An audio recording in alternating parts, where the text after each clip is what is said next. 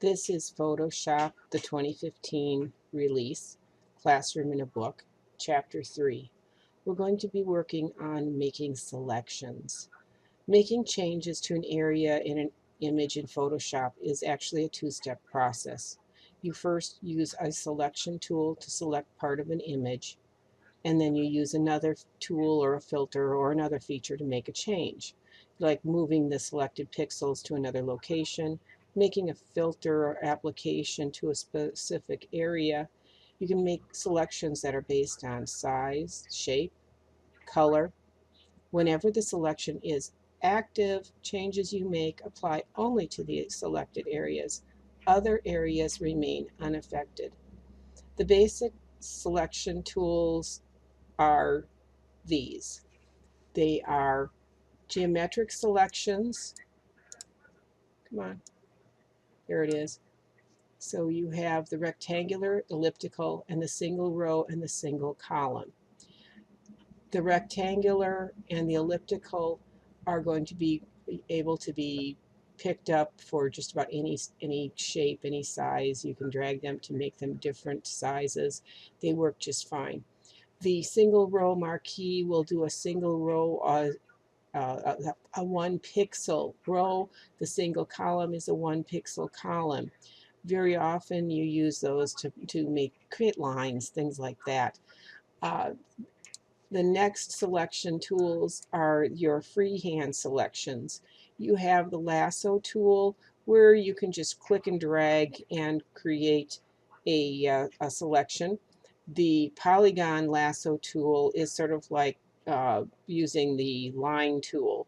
You set an area by clicking and then clicking and clicking and clicking to go around an object. The next one is the magnetic lasso tool, where it sort of works like a combination, but not really. The best results are for good contrast between the areas you want to select and the surrounding area. And the magnetic lasso tool basically is a click and release. You're not dragging, but you move the mouse in a direction and the selector will follow the changes in color or changes in contrast. The next tools are edge based, and you have the quick select tool and you have the magic wand tool. The magic wand selects part of an image based on similarity in pixel color. It's good for selecting odd-shaped areas that have a specific range of colors. And the quick select tool is it kind of works on the order of the magnetic lasso tool. It's a combination between that and the magic wand tool. It paints a selection by finding defined edges. Now, which tool you use is going to depend on the area that you are wanting to select. We're on the top of page 55, and once you open your lesson, you're going to take that and save as and make it 03 working. And remember to include your initials. And you're going to save, of course, a Photoshop file. The first tool we're going to work with is the Quick Select tool. It's one of the easiest ways to make a selection. You simply paint an area of an image and the tool finds the edges. So you can add or subtract from the area until you have exactly the area that you want. We're going to select the image of the sand dollar. And by looking at this, you can tell, and we'll zoom into this, it has very clean, well-defined edges. We have a lot of contrast between the tan color of the sand dollar and the red that's behind it. Would this work as well if this was against white? No. It would be very difficult to pick this area up because it would blend too much to the white behind it. So because it is placed on a red background, it's going to be much easier to pick this up. We want to grab the Quick Select tool, which is the one I already have. If you didn't go through the tools, it might be hiding behind your magic wand tool, but it looks like a paintbrush. And we want to pick up, select Auto Enhance in the option bar. The tool has a better quality of selection. The edges are going to be truer to the object. And the selection process, it's a little bit slower than using it without the auto enhance, but you're going to get a much better result. So first we want to click one of these off-white areas near the edge of the sand dollar. The Quick Select tool finds the full edge automatically. It selects the entire sand dollar, and we're going to leave this active because we're going to be using this next.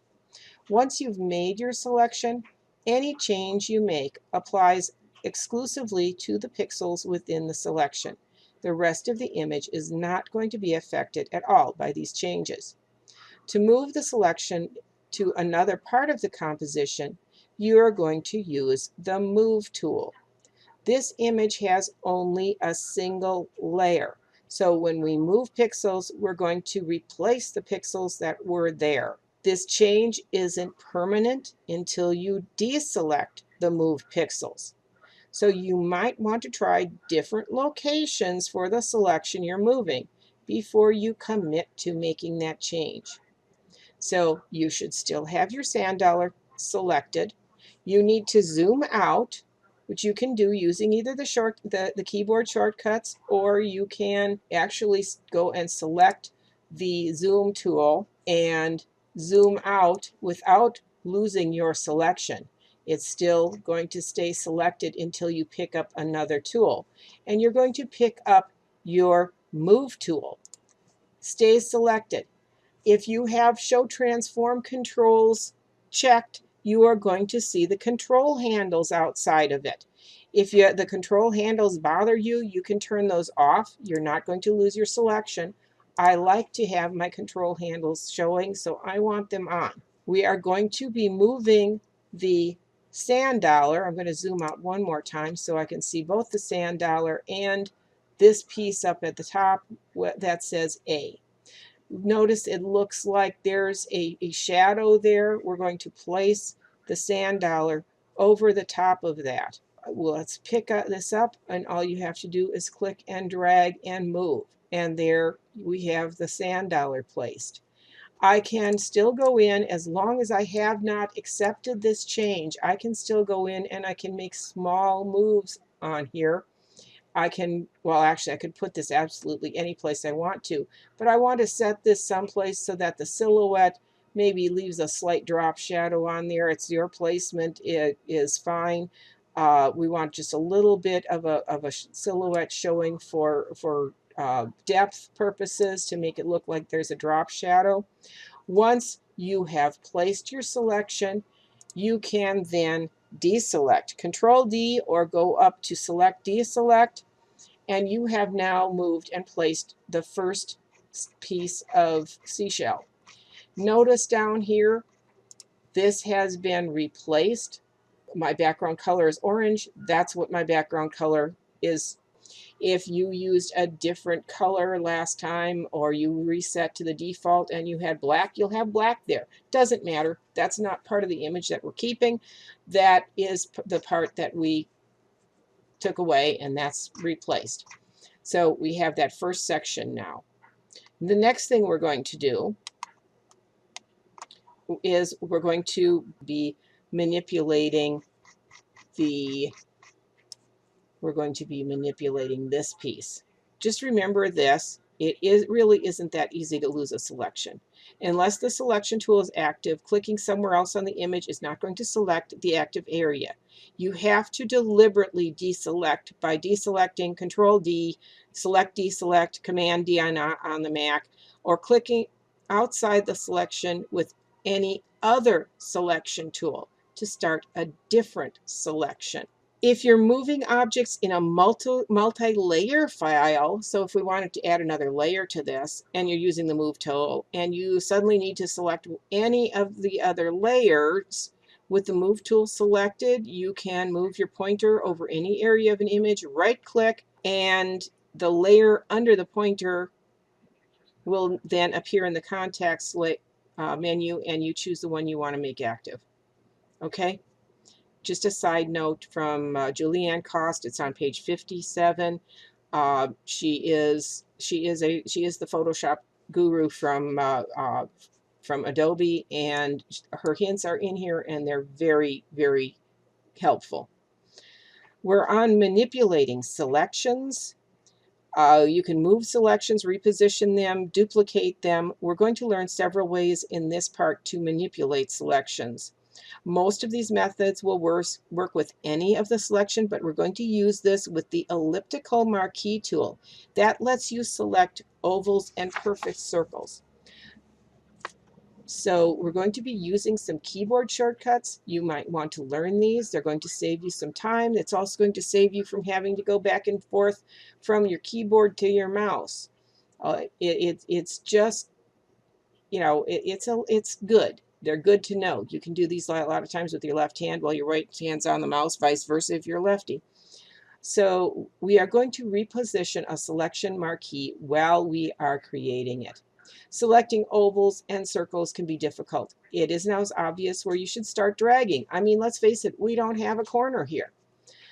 Sometimes the selection might be off center, or the ratio of width to height won't match what you need. So these are some techniques to manage those problems. 2 important keyboard mouse combinations can make your Photoshop work a whole lot easier. And as you perform this exercise, please be careful. Follow the directions about keeping the mouse button pressed or keeping specified keys pressed. If you would accidentally release the mouse button and start the at the wrong time, you can start the exercise again from step 1. So just to be safe, what we're going to do to start this is save. That way you've got a good set point started, and you can always go back to that in your history. You know that deselect save here is shown, so you can actually go back to that point if you need to. Select the zoom key. Okay, first thing.